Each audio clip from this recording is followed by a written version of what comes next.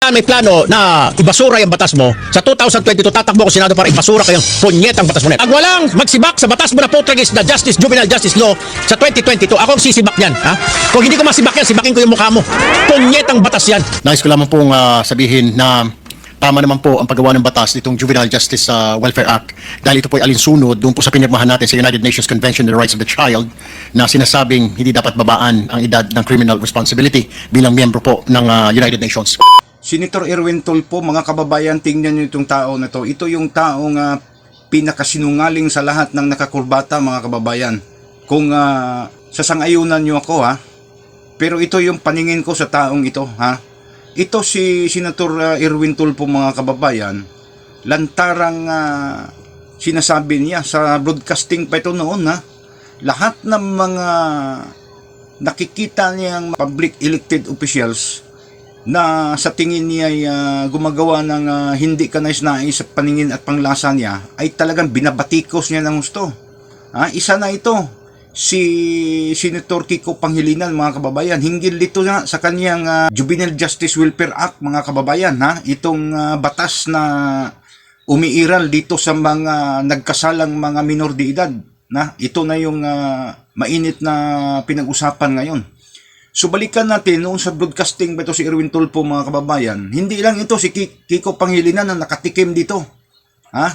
Kahit itong si Senator Risa Ontiveros at sino pa yung ibang mga senador nito na binabatikos nito noon. Pinagmumura, tinawag na bubo.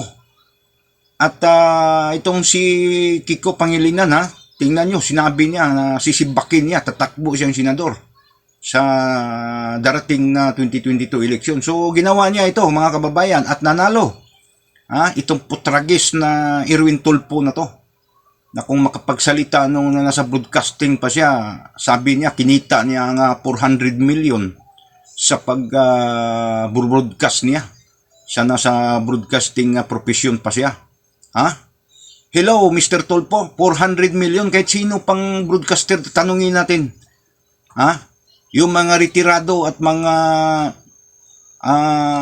pinakabigating mga broadcaster noon, kung kumita ba sila ng 400 million, kagaya sa'yo, yung sinasabi mo. So ikaw, napakasinungaling mo talaga. Ito lang ang prueba, sinabi mo na sisibakin mo itong Juvenile Justice Welfare Act ni Kiko Pangilinan pag masenador ka.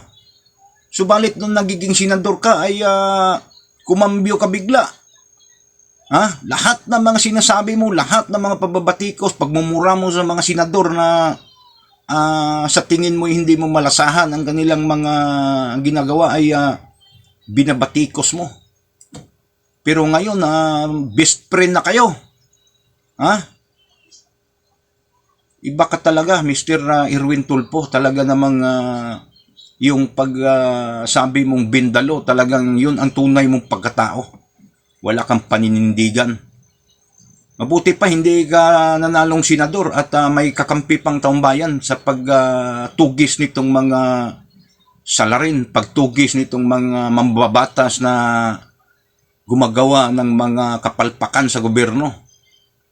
Gumagawa ng mga batas na hindi sinasalang-alang ang kapakanan ng mga biktima, kundi ang mga kapakanan ng mga nagkasala.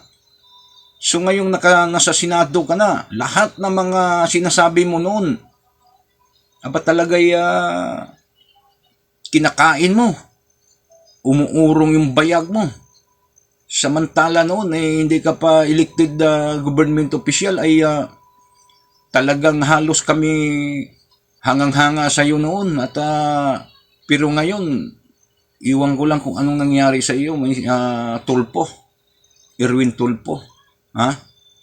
Grabe kapag nagtatago ka sa kurbata, nagtatago ka sa mandato na binigay ng milyong-milyong taong bayan na umaasa sa pagiging makasalungat, pagiging nasa panig ng mga inaapi,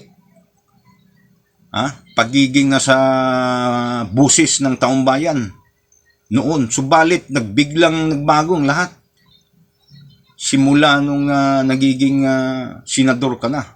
Kinalimutan mo na lahat yung mga pinagsasabi mo noon. Ha? Hindi lang ito si Kiko Pangilinan. Mayroon pa talaga at titingnan ko pa yung mga video clips mo na nagsilabasan ngayon, yung mga video clips mo noon nung broadcaster ka pa. So, huwag kang magsawa. Mayroon pang kasunod dito, ha, Mr. Erwin Bindalo Tulpo.